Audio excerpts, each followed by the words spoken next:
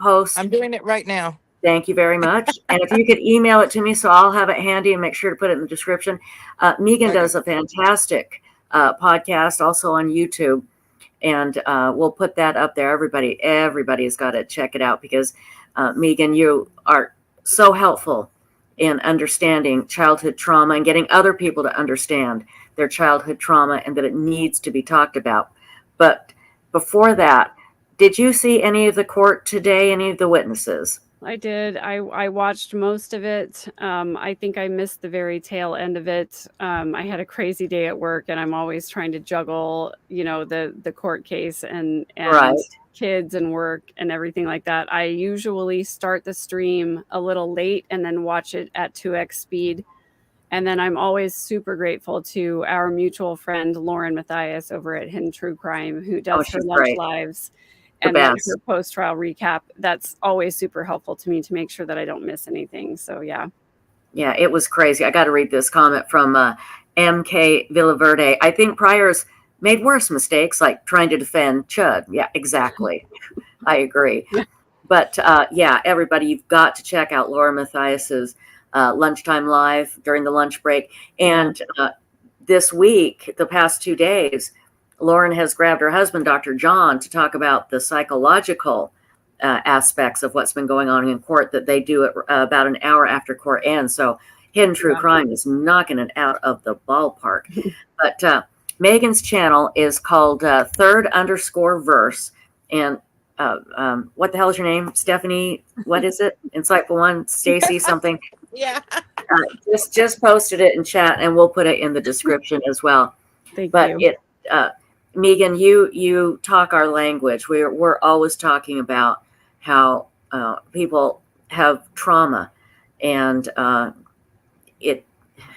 we've got to stop creating monsters. And it's okay to admit you've been hurt, especially as a child, and to get the help that you need. And as you have found out in this family that you are part of, when you have brought up childhood trauma, family members don't like that. And there are members of the Cox family, of Lori's family, that will not speak to you, correct? Oh, yeah, definitely. And I think what's interesting is that some people say, well, I don't have the kind of trauma that you've had. And so I don't feel justified to say that I've been wounded. But trauma is just a wound. And there is no such thing as like gold, silver, and bronze medal of the trauma. There you go. Right. There is nobody who can say that my trauma was worse than yours or my trauma wasn't as bad as yours, so I don't feel deserving of needing healing. Like all of us have wounds of some kind. And it doesn't matter how deep the wounds are, it doesn't matter how often we experienced wounding. The point is that all of us develop habits around protecting ourselves from those wounds. Right. And sometimes those habits trend to the unhealthy side. And so we have to address those wounds to make sure that our coping mechanisms are healthy. And when our coping mechanisms trend to the unhealthy side, that's when we really need help from professionals to make sure that our wounding isn't hurting other people as well. Exactly. So we all have wounding, we all have work that we need to do, and if we choose to engage in the work, then we can become healthier. If we choose not to, we steadily trend towards unhealthier behaviors, and that's where we end up with situations like this. Exactly. And now I know you didn't know Chad's family and don't know Chad Daybell's family, Right. but from your experience, and I do consider you a professional, can you imagine the trauma that the Daybells have been through? I mean, really. Yeah, I do feel for them. And when you say consider me an expert, I'm an expert in my own trauma. That's all. Right. But your own Right. trauma, it makes it so you can relate to other people more so than most people. Yeah, You exactly. understand it. When you've been through traumatic circumstances and when you have had traumatic family systems, it does give you a sort of insight where you can relate to people in a unique way, right? So when I when I look at, and especially these last couple of days, listening to Chad's children testify, I can see how Chad, his manipulation and control over his family system is so manifest in his children's testimony in court, even in his son-in-law, Emma's husband who's testifying. It's obvious that he's even been influenced by Chad's coercive control. And I have so much compassion for those children who have no choice at this point but to defend their father, and in even some cases to perjure themselves in order to defend their father, because if they don't, the stakes are so high for the loss of that relationship. They can't consider it because they don't have good boundaries, and they don't have good self-awareness, and they don't have a good sense of self. And so differentiating themselves from Chad and his theology is a form of abandonment to them, and that's incredibly scary and harmful to them. Even as an adult, it's too painful, I would assume, for somebody like Emma to think that her father might abandon her. Exactly, yes. 2 questions.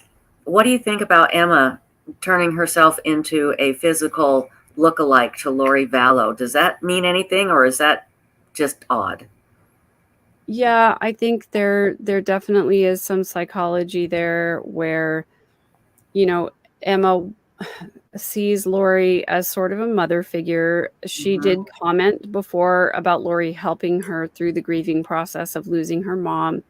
I can imagine whatever story that Chad told his children had to do with Lori helping him through this horrible process of losing his wife, and that they were married so quickly.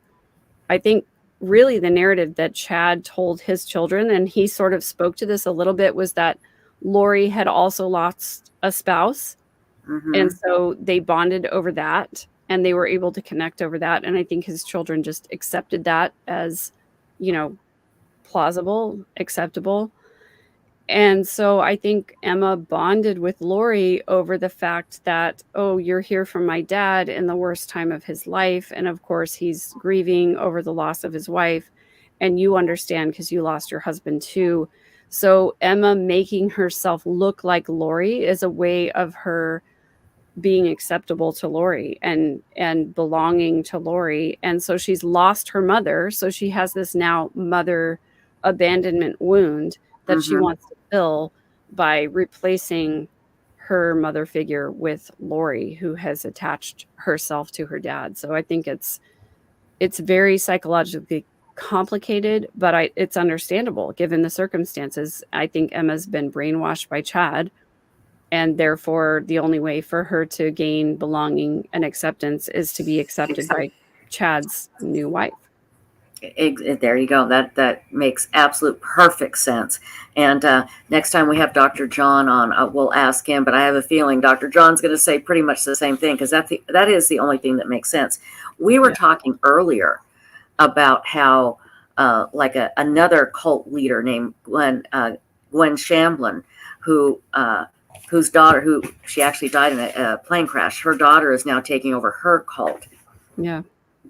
Would it surprise you to find out that Chad has said to Emma, with Lori in prison and me going to prison, you need to lead the 144,000 when the end of the world comes, which was supposed to come in 2020, but I made a mistake. So anyway, sorry, get into the weeds there.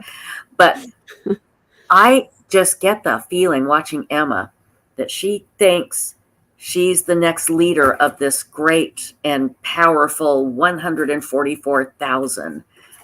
What are your thoughts? Yeah, so to answer your original question, it would not surprise me to learn that Chad was sort of grooming her to take over that role. However, I think that she lacks the strength of character to really be as manipulative as you would need to be for her to take over that role. I think she's a follower. I don't think she's a leader. I think that she has adopted her father's principles and theocracy, but I don't think she's capable of taking over a movement like this on her own. Now, I could be wrong about that. I hope that I'm not wrong about it, because I would hate to see Emma destroy her life in taking over Chad's role. Mm-hmm. I would hate to see her become this manipulative monster like her father is.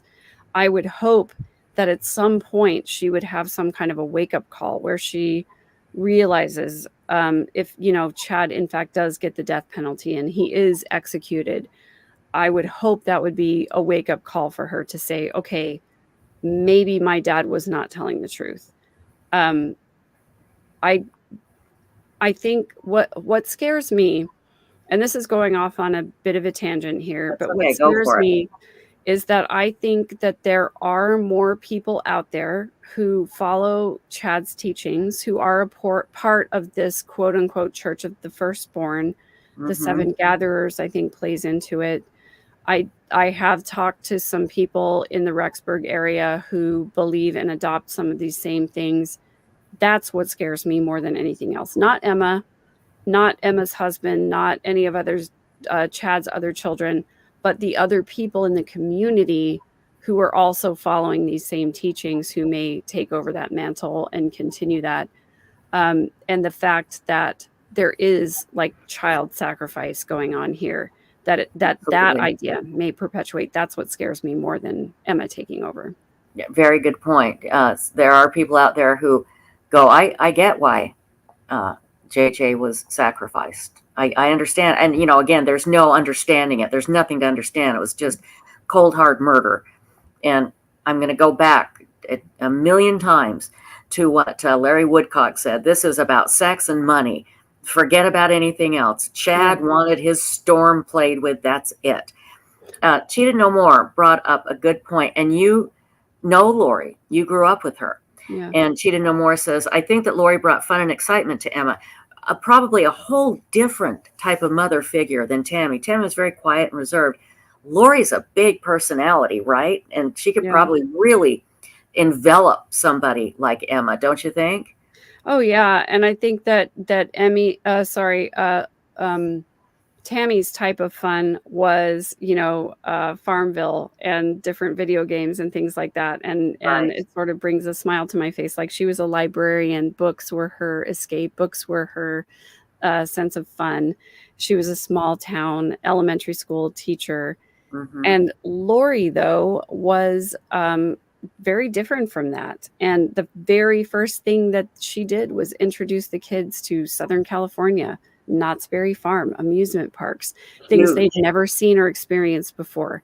And so I think that's part of the tactic of Lori's manipulation and control, is to expose these kids to things they've never seen before, relate to them in a way that their mother never related to them before, and sort of co-opt them onto her side of believing and thinking, calling Tammy her dear friend, God, that's such saying that bull. she communicates with Tammy in the afterlife, and saying, your mom wants you to know she loves you and misses you, like messages from the other side. Another way of just manipulating and controlling these poor children who've lost their mom and been manipulated by their father.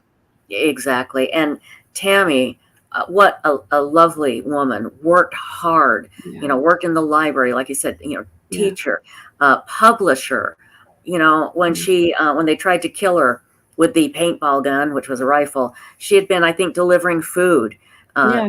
in the Relief Society, doing all of these things. And then you have Lori, Mrs. America, goes out there in a bikini and she's, woohoo, let's go to Knott's Berry Farm and party. Things that these kids, like you said, had never been exposed to. Mm-hmm. And all of a sudden, they're seeing what their dad, well, part of what their dad sees in Lori. And it just, like you said, it adds to it. It makes them accept that their father is saying their mother had to die, or, she's on the other side taking care of the kids. It is so ridiculous. Me saying it, doesn't that just sound so stupid and ridiculous? And yet Yeah. so many people believe it, I think. Yeah, the hard part for me is, thinking about trying to put myself in that circumstance. And that's kind of what I always try to do. I try to put myself in somebody else's shoes and think, like, how would they feel? How would I feel if I was in that position? And Mm-hmm. thinking, like, if my dad had tried to, like, if my mom had died and my dad tried to bring on this new mistress after a couple of weeks, and she was hot and loaded, and she was trying to do things with us that my mom had never done. She's obviously trying to take my mom's place. Like, Right, right. I would not fall for that, right? But I think that Chad's kids have been so brainwashed and indoctrinated into him being the patriarch of the family. Emma even said it was really hard for her to see Chad not be in control and to have Mm-hmm. power and to have a presence in the situation when Tammy died. And I just think that dynamic of being brainwashed into that patriarchy was super harmful. And I can't imagine in the same situation, like a sane person who's not been brainwashed by their father, Mm-hmm. accepting this new person and this new idea and all of these new things. I would have taken my dad aside and said, "Dad, this seems really harmful to me. How can you accept all of this stuff in the wake of what's happened? Like, can we take some time, take a step back? Like, let's figure this out." It's just another testament to me that these kids are not healthy, that they've Mm-hmm. been indoctrinated by Chad and co-opted by him to put forth his narrative rather than have their own minds about the situation. Yeah, exactly. And that is very scary. And like MK Villaverde says, who else? How many others are brainwashed? It's not just Chad and Lori and Alex and, Yeah. Zulema, who is now supposedly not brainwashed. I still have a problem with Zulema. Do you know who Zulema is? Yeah, of course. What Yeah. what do you think of her? That's Alex's wife. They were married for like a week or two.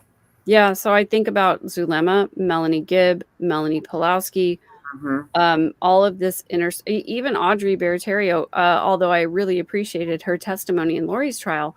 I think of all of these people who were in the sort of quote unquote inner circle with Chad who bought into these beliefs. And then all of a sudden, when Lori got arrested, said, "Oh, I don't believe that stuff anymore." It takes longer than that to deconstruct a belief system. And Exactly. so I think there are parts of those people that still want to believe what they bought into. There's the sunk cost fallacy of like all of the time and effort, energy, resources that I put into this endeavor. How do I reconcile that with wanting to move on and do something different? So I have questions in my mind about all of those people who participated, how much they still believe and how much they've been able to let go of. Um, Personal introspection and self-reflection is incredibly rare. And most of the time, we don't find that unless we're held accountable on some level. And so Zulema, Melanie Gibb, Melanie Pulowski, whatever level of immunity that they received from the state in exchange for their testimony is Mm-hmm. actually a way of delaying their accountability in this case. So if you're not held accountable to it, then deconstructing it is even more difficult. And so it does give me pause. It makes me scared for the future of those women and for the things that they may engage in the future, how they may be susceptible to other cult systems and other harmful beliefs. What will they carry forward? It was super disturbing to me today to hear that other detective's testimony that Melanie Gibb, after the recording was turned off, that she went ahead and classified him as a light being and told him how light he was. So she's kind of Right. testing out her own powers in this situation. So who knows going forward what she's going to try to practice because it gains her some attention and respect. Exactly. And that's a very good point. And I'd forgotten that. Melanie, if she had really truly washed her hands of this cult, she wouldn't be telling the detective that he's a light being, you know? Exactly. I mean, she's still buying into it. And Yeah. Melanie Pulowski, at least she has Ian. I can't believe they're still married, and they have a kid together. That scares me, but we know Ian is the sane one. So maybe Yeah. he's keeping a good eye on him. I mean, thank God for Ian, who was willing to go to the police, Yes. re-engage with his ex-wife over trying to decipher Excellent. these harmful things, harmful teachings, willing to wear a wire to record these conversations. Mm-hmm. Um, but I mean, that's also, it's kind of what you get when you get involved with somebody so quickly and are willing to get married so quickly. But I'm grateful that he was willing to engage in that way.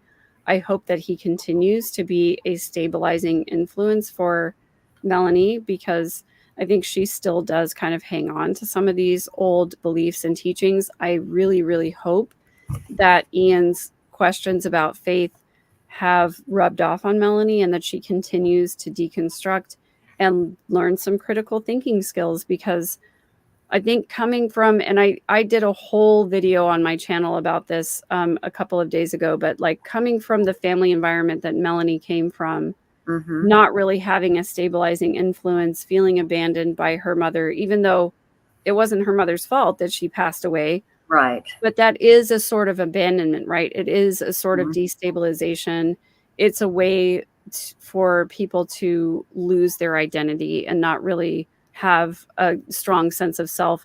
And so to be very susceptible to coercive control and to all kinds of manipulation and things. So it's going to take a lot of work for Melanie Pulowski to get to the point where she has a strong identity that is her own, and it's not based on anybody else's system of beliefs.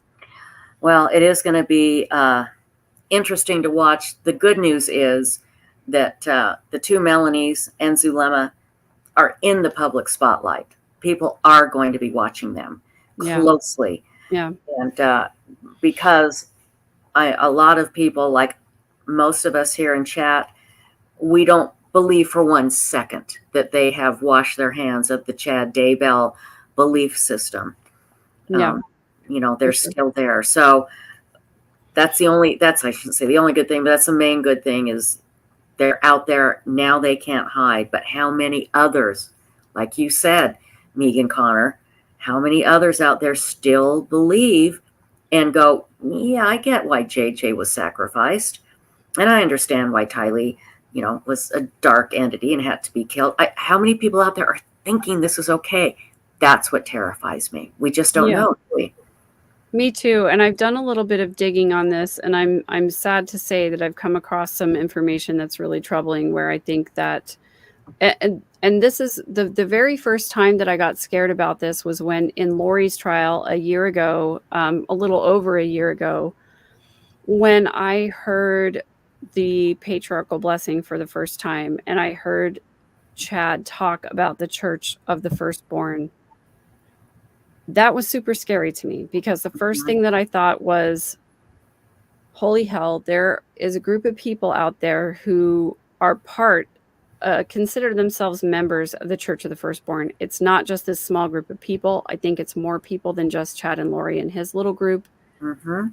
And the Church of the Firstborn is a real thing that people believe in. And I think there are more people who believe in these harmful beliefs. Well, the more that I've dug into that, unfortunately, the more that I've found that is the case. There is a real Church of the Firstborn. There are more people who have not been arrested. No.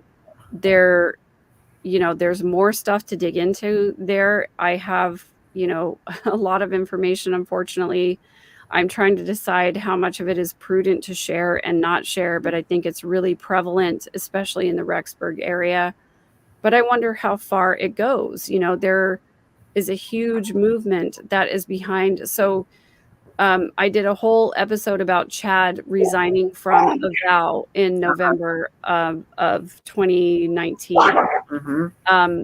The Avow website has been deemed an anti-government website by the FBI. Right. And the person who runs Avow used to put Chad and Julie Rose blog posts and chats behind a paywall. So people had to pay to read their writings and their teachings.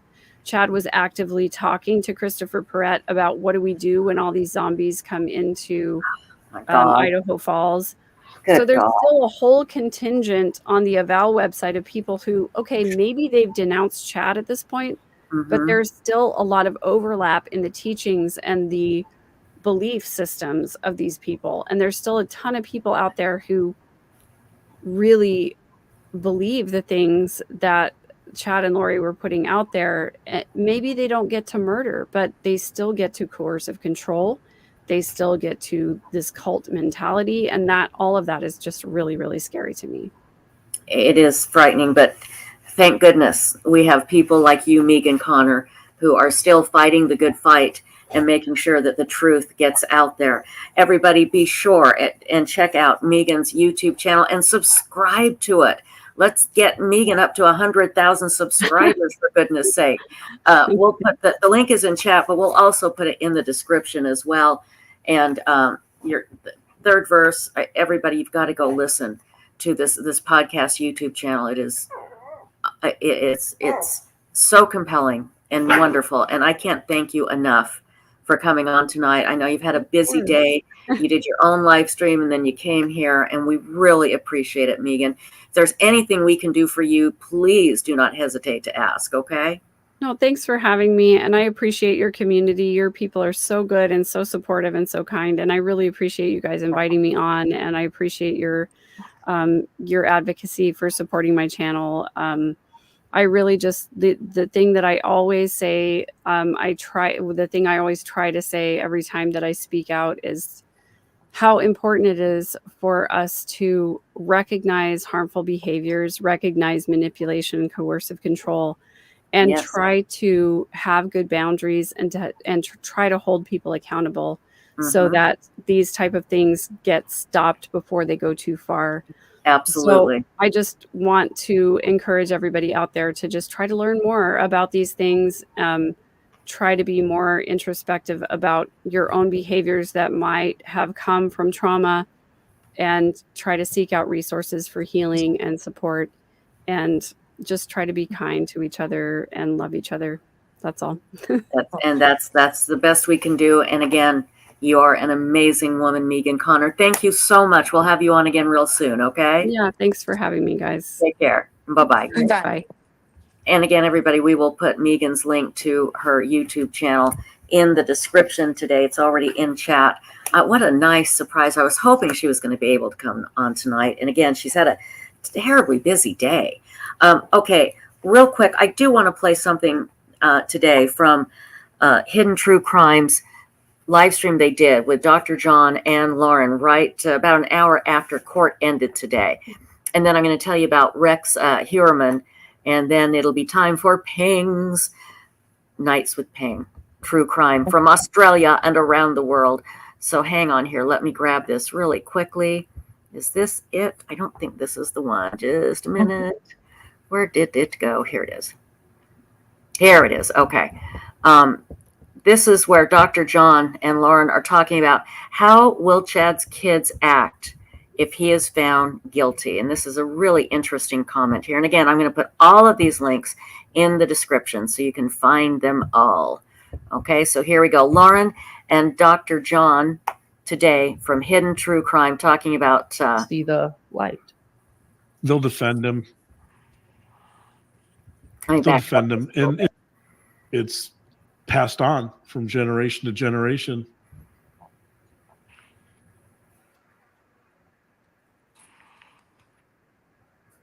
Katie asks, how will these kids react when, if Chad is found guilty? Will they continue to defend him or see the light? They'll defend him. They'll defend him. And again, in these types of families, there's in closed systems, there's an inability to deal with reality. So in other words, outside information that challenges the family's culture or perspective is going to be rejected. So even if there's people outside their home with a bullhorn saying your father's guilty, the evidence is overpowering, they don't care. They're not going to listen to it. They're not going to pay attention to it. They're going to reject it. Do you have concerns about Emma or any of these children passing these beliefs down to their children? Yes, for sure. Yeah, again, unless you would think that an event like this would shake the system up enough for them to challenge these belief systems and perhaps to change them, but that doesn't seem to have occurred. In fact, it's probably reinforced them. Yes. So in that sense, I think you're absolutely gonna look at other generations are going to inherit these beliefs. And then that's a question many people have had for you too. Again, the irony isn't lost on me that when John Pryor is bringing up confirmation bias, we're hearing from all of these Daybell children who clearly refuse to see any evidence, have a bias and the extreme end of confirmation bias.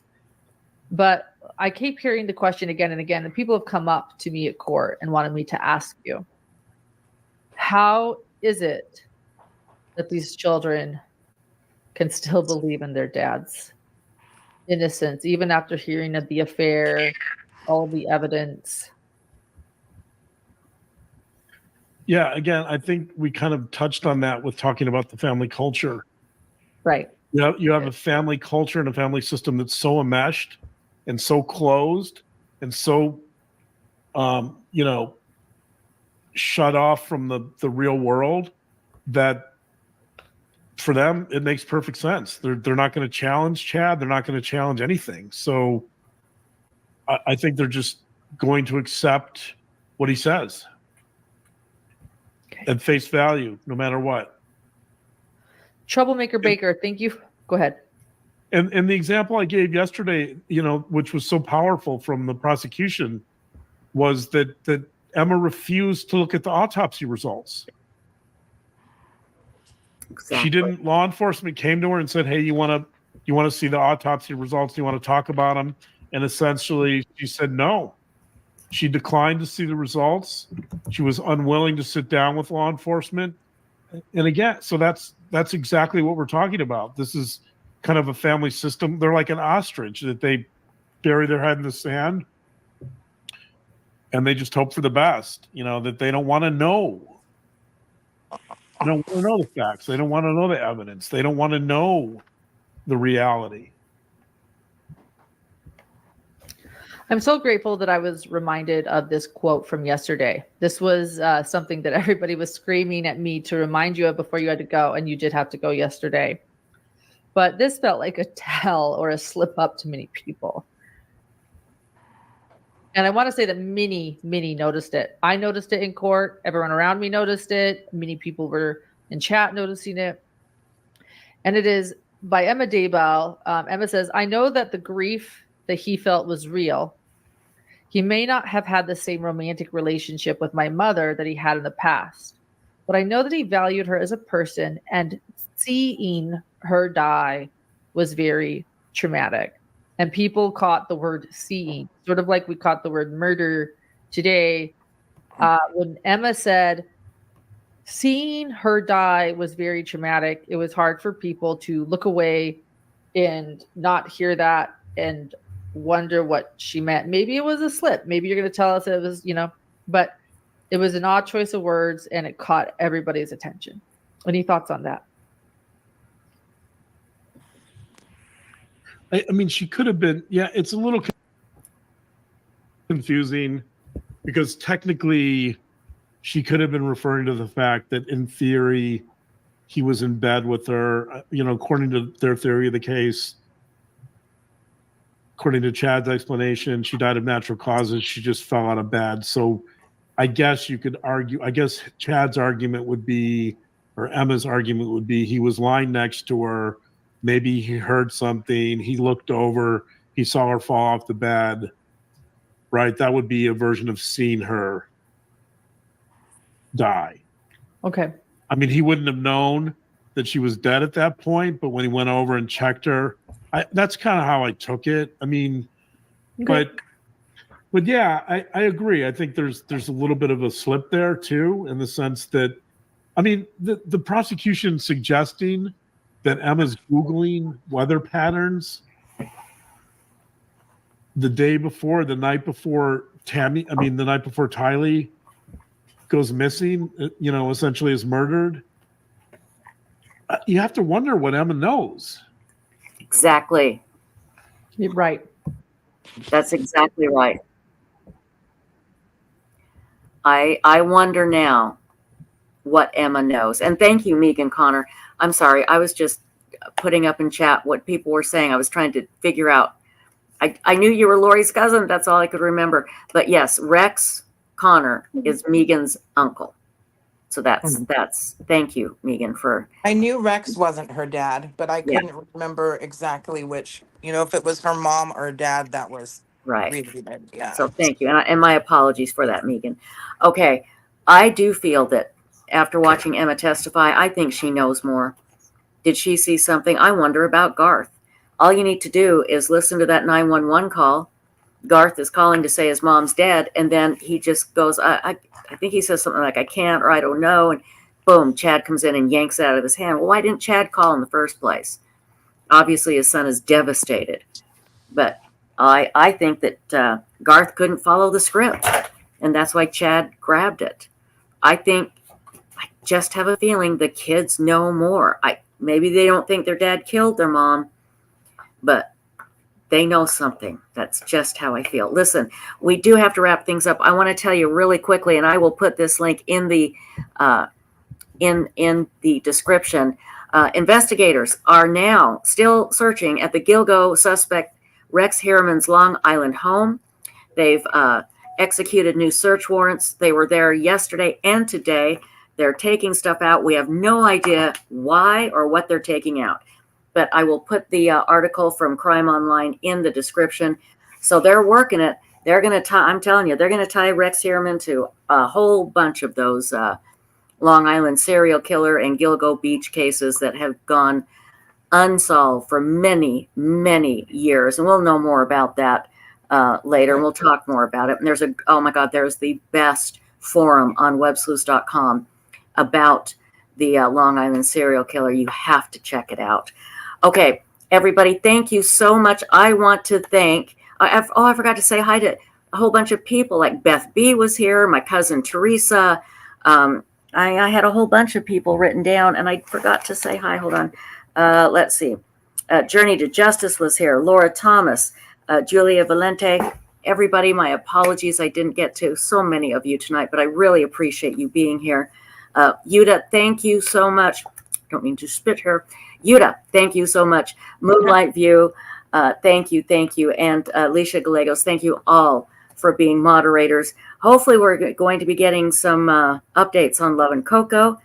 And Insightful One, we couldn't do this without you. I couldn't do it without you. Thank you for everything. Everybody, be sure and check out Nights with Ping coming on just a little bit.